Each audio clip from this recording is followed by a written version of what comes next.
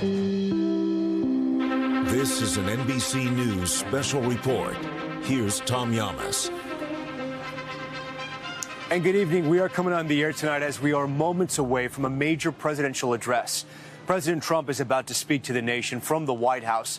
I'm here at Kennedy Space Center following that historic Artemis II launch. But let's turn to Washington, where the president is slated to give an update on the war in Iran now just over a month in. The president has said the war is ending soon within weeks and said today that Iran's, quote, new regime leader asked for a ceasefire, which the president said he'd consider when the Strait of Hormuz is reopened. I want to bring in our senior Washington correspondent, Hallie Jackson. And Hallie, a lot to sort of decipher here. We still don't know exactly what the president is going to say, but some of the stuff he's put out on Truth Social, our sources, other Western leaders, people in the region have said is not necessarily true. There is not a new regime in charge of Iran right now.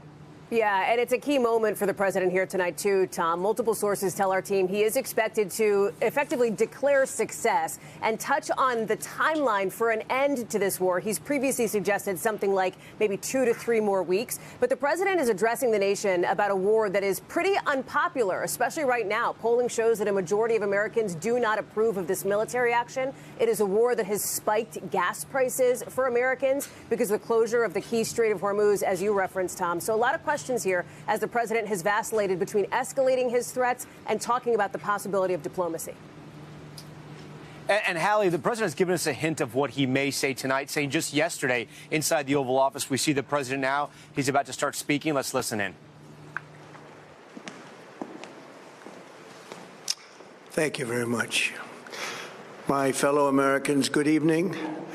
Let me begin by congratulating the team at NASA and our brave astronauts on the successful launch of Artemis II. It was quite something.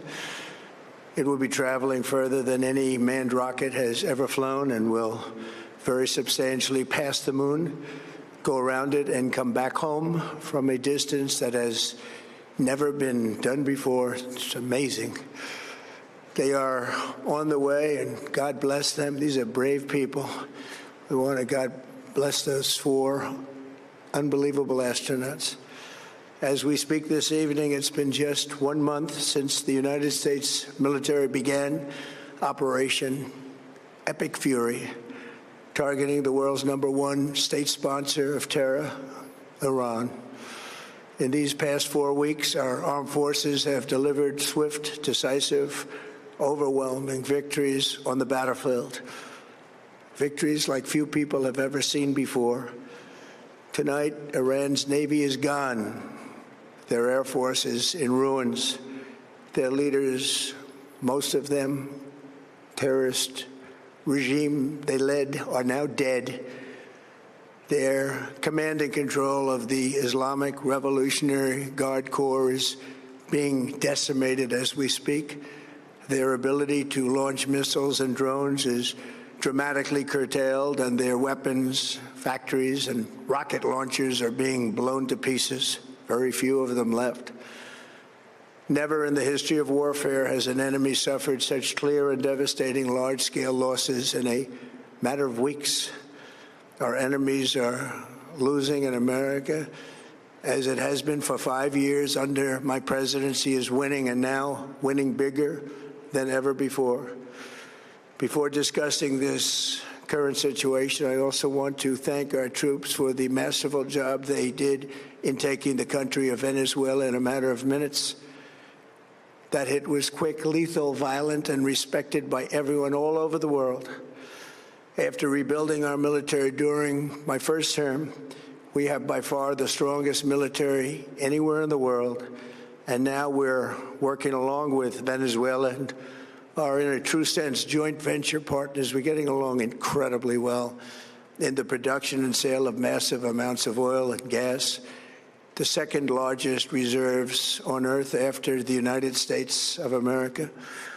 We're now totally independent of the Middle East, and yet we are there to help.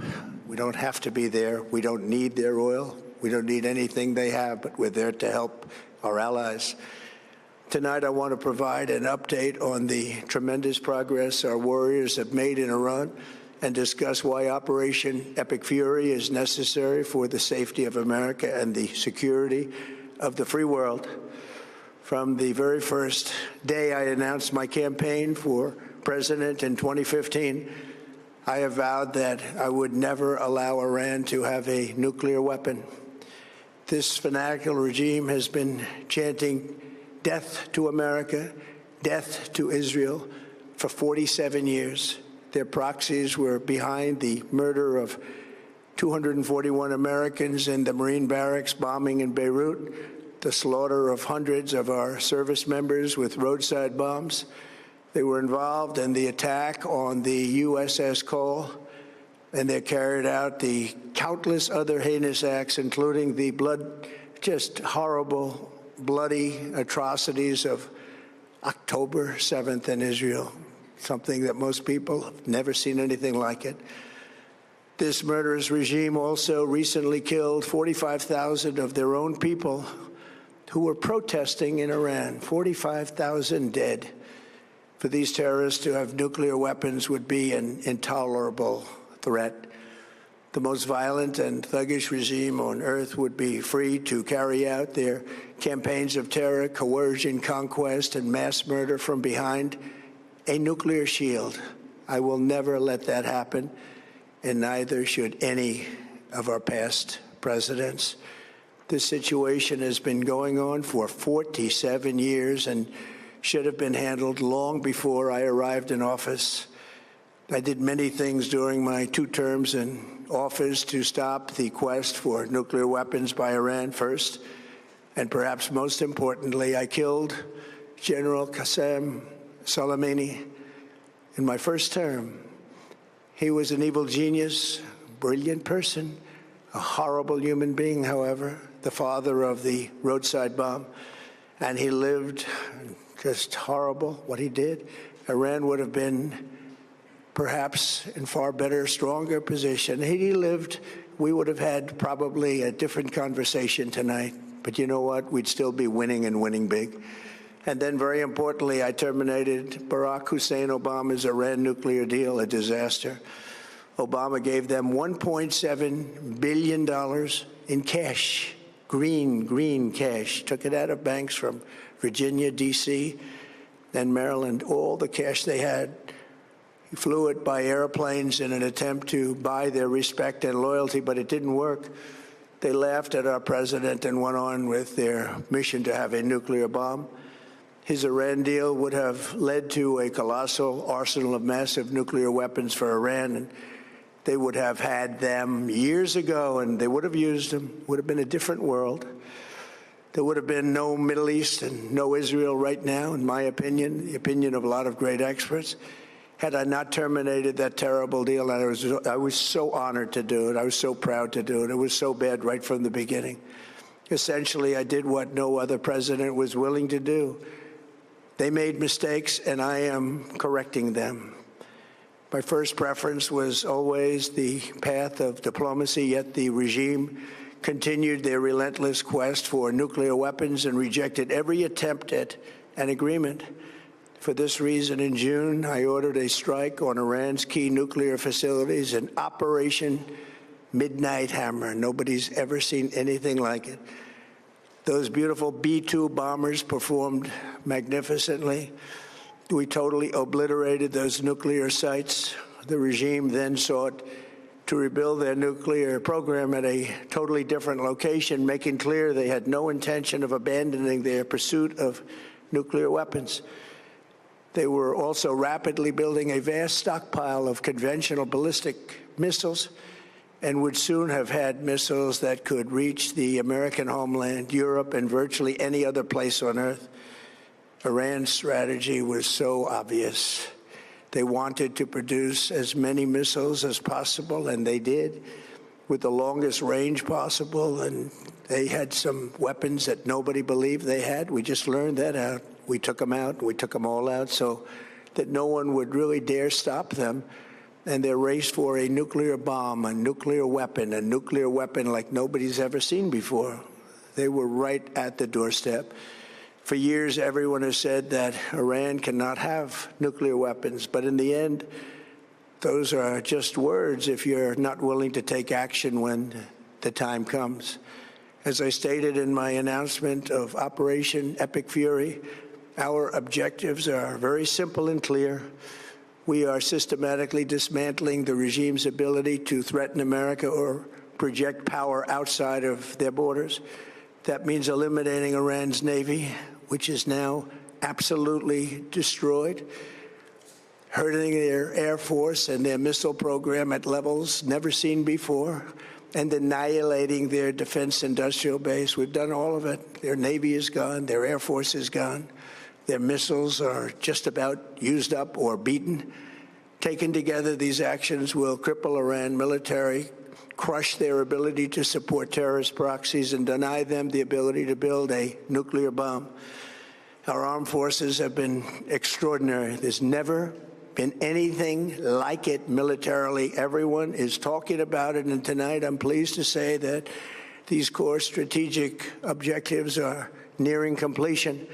As we celebrate this progress, we think especially of the 13 American warriors who have laid down their lives in this fight to prevent our children from ever having to face a nuclear Iran. Twice this past month, I have traveled to Dover Air Force Base, and it's been something. I wanted to be with those heroes as they return to American soil, and I was with them and their families, their parents, their wives, their husbands. We salute them, and now we must honor them by completing the mission for which they gave their lives. And every single one of the people, their loved ones said, "Please, sir, please finish the job," every one of them. And we are going to finish the job, and we're going to finish it very fast. We're getting very close. I want to thank our allies in the Middle East, Israel, Saudi Arabia, Qatar, the UAE, Kuwait, and Bahrain. They've been great, and we will not let them get hurt or fail in any way, shape, or form. Many Americans have been concerned to see the recent rise in gasoline prices here at home.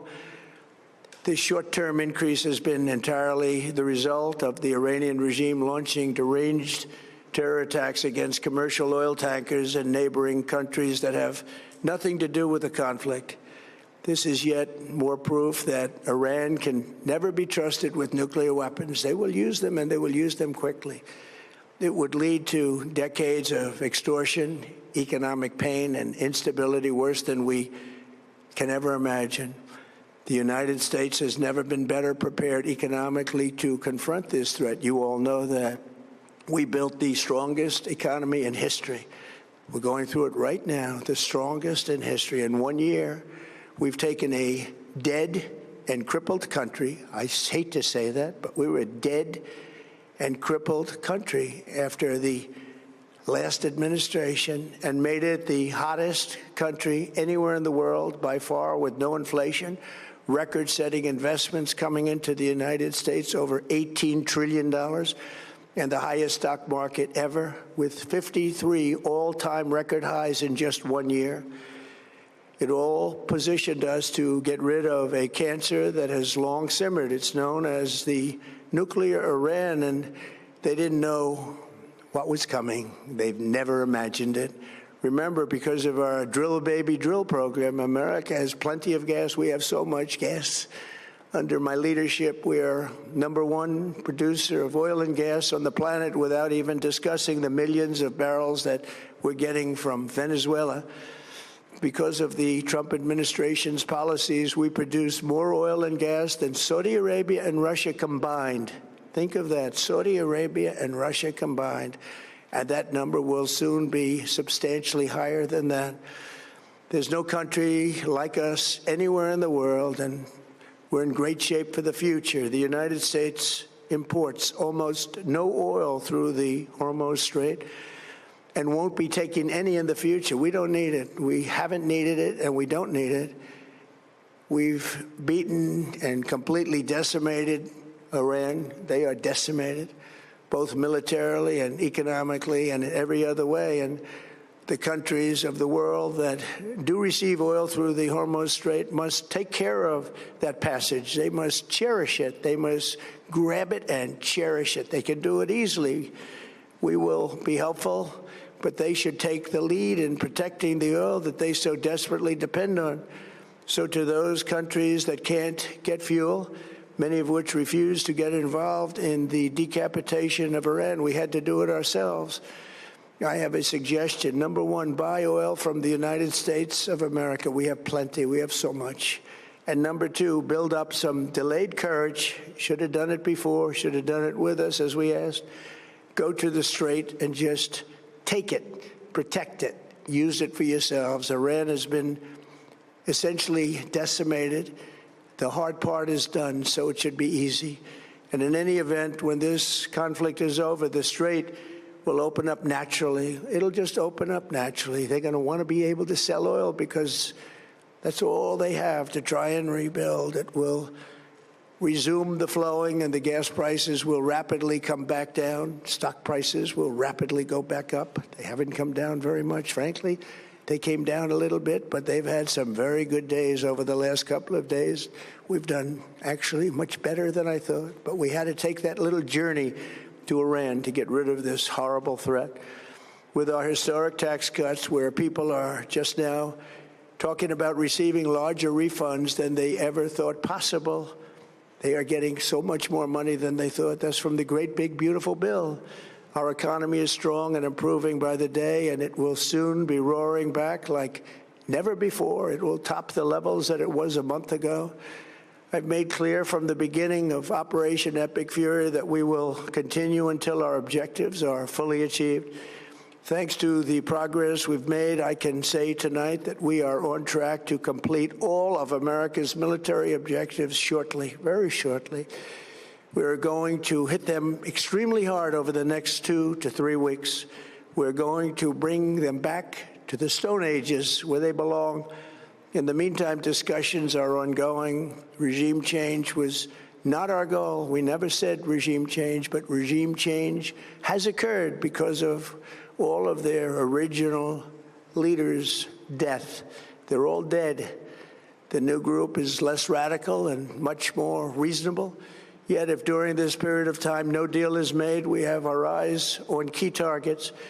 If there is no deal, we are going to hit each and every one of their electric generating plants very hard and probably simultaneously. We have not hit their oil, even though that's the easiest target of all, because it would not give them even a small chance of survival or rebuilding. But we could hit it, and it would be gone, and there's not a thing they could do about it. They have no anti-aircraft equipment. Their radar is 100% annihilated. We are unstoppable as a military force. The nuclear sites that we obliterated with the B-2 bombers have been hit so hard that it would take months to get near the nuclear dust, and we have it under intense satellite surveillance and control. If we see them make a move, even a move for it, we'll hit them with missiles very hard again. We have all the cards, they have none. It's very important that we keep this conflict in perspective. American involvement in World War I lasted 1 year, 7 months, and 5 days. World War II lasted for 3 years, 8 months, and 25 days. The Korean War lasted for 3 years, 1 month, and 2 days. The Vietnam War lasted for 19 years, 5 months, and 29 days. Iraq went on for 8 years, 8 months, and 28 days. We are in this military operation, so powerful, so brilliant, against one of the most powerful countries for 32 days. And the country has been eviscerated and essentially is really no longer a threat. They were the bully of the Middle East, but they're the bully no longer. This is a true investment in your children and your grandchildren's future. The whole world is watching, and they can't leave the power, strength, and brilliance. They just can't believe what they're seeing. They leave it to your imagination, but they can't believe what they're seeing, the brilliance of the United States military. Tonight, every American can look forward to a day when we are finally free from the wickedness of Iranian aggression and the specter of nuclear blackmail. Because of the actions we have taken, we are on the cusp of ending Iran's sinister threat to America and the world. And I'll tell you, the world is watching. And when we do, when it's all over, the United States will be safer, stronger, more prosperous, and greater than it has ever been before. May God bless the men and women of the United States Armed Forces, and may God bless the United States of America. Thank you very much, and good night. We've just been listening to President Trump address the nation from the White House there. There was a lot of initial reports that the president possibly was considering ending the war in Iran, maybe announcing it tonight. That was not the case. At least it was not clear if that was the purpose of this speech. Not a lot of new was said. He did say we were going to continue to essentially be at war with Iran, bomb Iran for at least the next 2 weeks. But he also said we're going to finish the job. We're getting very close, but not giving an exact timeline, but saying there would still be bombings over the next 2 weeks. He also implored countries that use the Strait of Hormuz to, quote, cherish it. Unclear what he meant there, but also saying that the strait somehow would open up naturally, and claiming there has been regime change in Iran, which there is a new Ayatollah, which that is true because the former Ayatollah was killed in the bombings, but he is the son of the former Ayatollah. The president of Iran is still there, so the regime change is still unclear. I want to bring in Garrett Haake, our senior White House correspondent. Garrett, we had been reporting out over the last 24 hours what we expected the president to say here. It's unclear exactly what was new. It felt like at times he was trying to justify this war with Iran, saying essentially Iran could never have a nuclear weapon, and that's what they were trying to do after the initial bombings of Operation Midnight Hammer. Yeah, that's right, Tom. I was struck by the fact that about the first half of this address would have fit in at any point in the previous 5 weeks of war, a justification for why the president felt it was necessary to take these steps to try to limit Iran's conventional weapons program and prevent them in the future from ever developing a nuclear weapons program. But as for what comes next, there was not a lot of detail here. The president suggesting that there could be 2 to 3 more weeks of strikes necessary and threatening the Iranian regime with even targeting electric generating plants in the country if they don't negotiate. Negotiations that, Tom, the Iranians say aren't happening. All right, Garrett, we thank you. That concludes this NBC News special report. We'll have much more ahead in our streaming network, NBC News Now. I'm Tom Llamas, reporting from Florida. We thank you for watching. We thank you for watching. And remember, stay updated on breaking news and top stories on the NBC News app or watch live on our YouTube channel.